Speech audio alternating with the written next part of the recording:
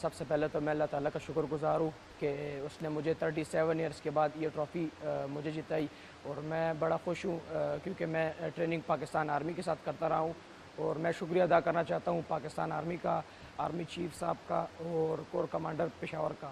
ان کی کافی سپورٹ رہی، اگر انشاءاللہ اسی طرح سپورٹ ملتی رہی تو میں انشاءاللہ آگے بھی میں پاکستان کا نام روشن کرتا رہوں گا۔